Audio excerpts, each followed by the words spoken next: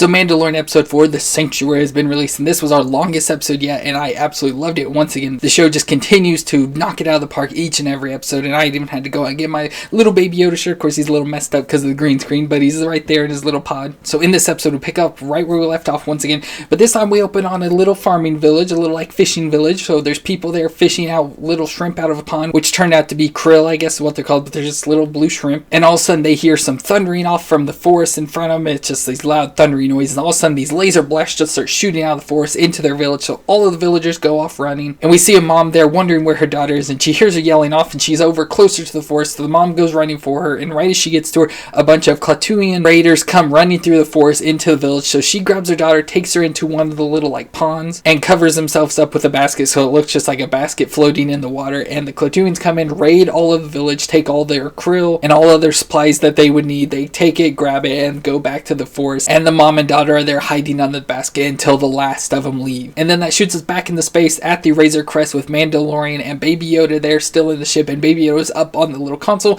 and he starts flipping around with switches and pushing buttons and everything, and Mando keeps telling him to stop, and he just keeps doing it. He's just a little kid. You tell him to not do something, and they just keep doing it. And of course they do the class thing where Mando tells him not to, and Yoda like slowly moves his hand as he's staring at Mando and pushes a button, causing something with the ship. So Mando grabs him, puts him onto his lap and holding him there, and he's looking at a console. He's trying to find, a new planet or somewhere for them to go that they can hide out. And he ends up finding this planet called Sorgan, which he calls a backwater planet. And so he goes towards that planet, and at this point he calls Baby Yoda a little womp rat, so we get the reference to the womp rat back again. So they land on the planet, and Mando says he's going to go out, see what's around, and explore, and tells Baby Yoda to stay right there, don't mess with anything. But as he's starting to leave, he hears a noise and turns around, and Baby Yoda is there right next to him. So he decides to take him along with him. And so they end up going through this little village and into a cantina or a bar, and they're walking through. Of course, little Baby Yoda gets scared and almost attacked by a loth cat, which we've seen, of course, from the Clone Wars series. And he ends up ordering Baby Yoda a bowl of bone broth, so for him to have some food and stuff. And as he's doing it, he notices Cara Dune over in the corner. Of course, Gina Carano's character, so she's sitting over there. And as he's asking the waitress about her, she disappears. So he's like, this is suspicious. So he goes up and tells the lady to watch the kid, and he goes for Cara. And so he's using his visor, and he has like a heat sensor tracker, so he's seeing her footprints on the ground, and he's following her around the side of the building. And all of a sudden they stop, and then she jumps out and attacks him. So Gina Carano is a former MMA fighter, so she starts doing like her MMA style moves on the Mando. She's kicking his butt and everything, but they're fighting each other back. And they eventually are laying on the ground and pull guns out on each other, so they have each other at gunpoint, and they're just sitting there like pointing at each other. And you hear some weird noises, and they both turn to the side, and Baby Yoda's just standing there watching him with his little bowl of bone broth, and he just starts slurping it, so it's all just hilarious. So then we go back into the cantina, and Cara and Mando are sitting there talking to each other, telling each other what they're both doing here. And Cara mentions that she ran away from the rebellion. She worked after the Battle of Endor, and she just went around cleaning up Imperial warlord and all sorts of Imperial people. But then once things got too political, she decided that's when she needed to leave, and so now she's on retirement. And that leads us back at night to Mando at the Razor Crest. He's working on some stuff, and two farmers from that farming village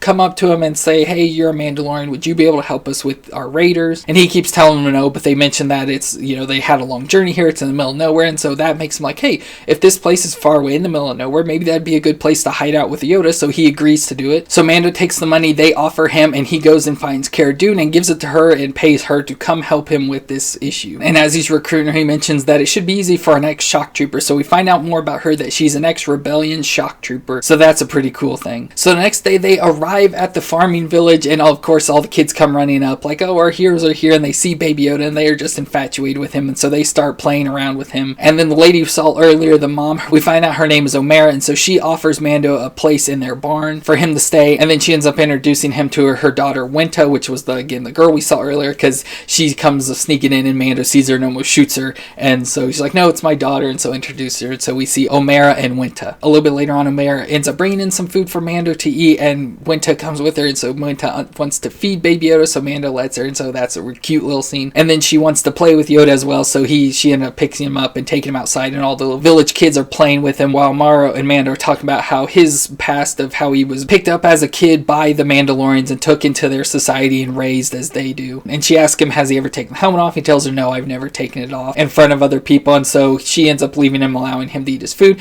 and we see him sit his food down, and then his helmet come off sitting right next to him on the table, but we never get to actually see Mando's face. So then the next day we see Mando and Cara going off into the forest, so they're trying to find these raiders. So they find some footprints, again with Mando's heat sense a tracker. They see the footprints in the forest, so they see there's a large number of them, and then they come across tracks of an ATST, so they realize that they have an ATST, so they're like, oh, we can't do this. So they go back to the village and they tell the villagers, well, you just need to move because we can't deal with the ATST. So the villagers, of course, start pleading, like, please just help us, we'll do anything, and they're like, we'll even fight if you teach us. So they come up with a plan that Mando and Kara will focus on the ATST and take that down, while all the other villagers that they train to fight will fight with the raiders to keep them off of Mando so they can focus on the ATST. And their plan develops with them digging a trench into one of the little ponds, so they dig it even deeper, and they're going to lure the ATST into that trench so it falls into it, so that way they can easily take it out. And they have the villagers put up these big giant barriers that are tall so the ATST can't go over or through it, so it funnels them into the trench. And then they also teach the villagers how to fight. So Kara teaches them how to fight with like spears or sticks with points on them, and then Mando teaches them how to shoot with all his guns that he brought. So then that night, Mando and Kara go off into the forest. They end up finding the Klaatu camp, and they take out a couple people, and then they go into this giant hut, and inside there's some like bubbling blue liquid. I don't know if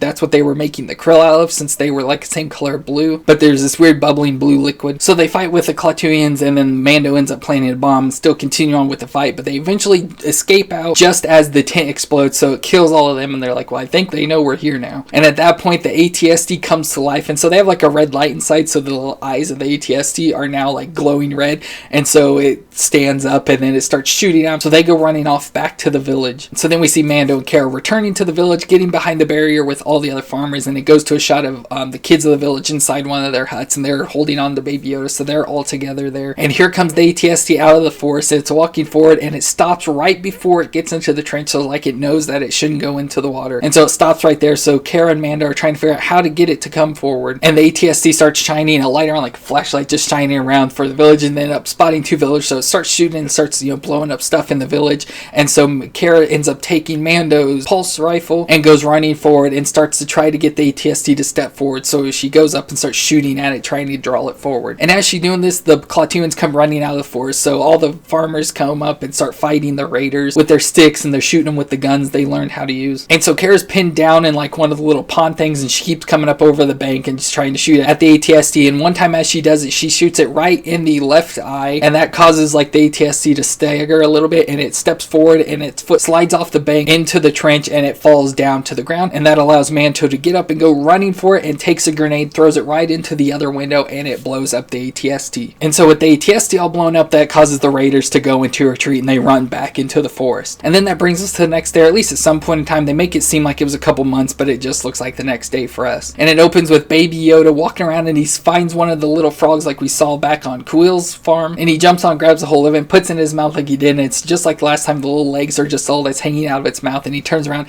and all the little village kids are sitting there, and they're like are starting to laugh at him and like all grossed out, like ew. So I think it makes Yoda feel self-conscious, so he spits it back out, and the frog goes jumping away. So then we see Mando and Kara talking to each other, and she asks him about the Mandalorian ways of has he ever taken his helmet off, or if he does, will like they come kill him. And he explains no, they wouldn't do that, but I can't ever put it back on once I take it off. And he explains to her that he's going to move on from here. He's not going to stay here, especially with all the chaos they caused with the raiders. That's going to draw attention, so he probably should leave, and he's going to leave Baby Yoda here to grow up. But then we see back in the forest, we see some strange mysterious person walking through the forest, and it shows that he has a tracker. So he has a tracker on either Mando or Baby Yoda, we're not exactly sure, but he's there looking for them, so we know stuff isn't going to turn out well. So back at the village, Omera comes up to Mando. She's trying to get him to stay, saying, you could really help out this village and protect us if there's more danger. And he's kind of getting talked into, and she starts to take his helmet off, but then he stops her and says, no, I'm sorry, I can't stay, but I'm going to leave the kid here. And so she's like, okay, I'll take care of him, I'll raise him. And then we see as they're talking, it goes back to the forest, and we see the bounty hunter there, and he has his gun pointed right at the back of Mando's head, ready to shoot. But as Mando and Omera are talking, he then pans over to and finds Baby Yoda,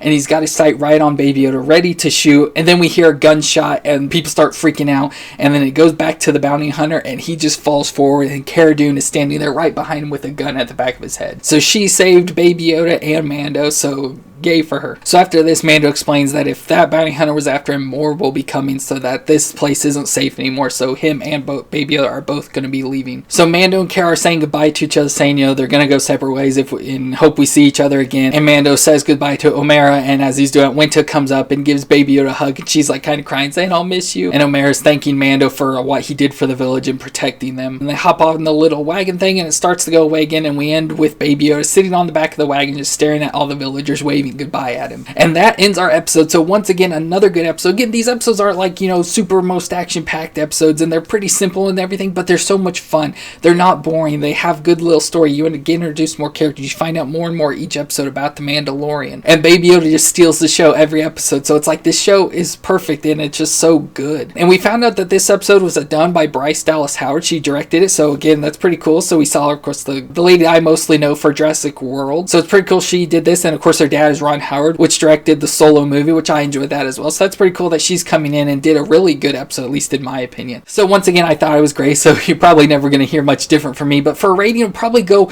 with about, I'll say a 7 this time. I really enjoyed the episode, but I think it didn't have as much action as the last episode. So maybe, actually, we'll go probably about 7.5. I don't like to do like half points, but I'll do 7.5 because I don't think it was bad or that much worse, but it just didn't have as much action, as much excitement as the last episode. But still really great, and I absolutely loved it. So I hope you did too. Let me know your opinions in the comments, whether you loved it, hated it, whatever your opinions about Mandalorian are, let me know in the comments. Don't forget to leave a thumbs up, and of course subscribe to our channel to see new episodes every Sunday after new episodes come out. But thank you all so much for watching and checking out this video. Stay awesome, and I'll see you in the next one.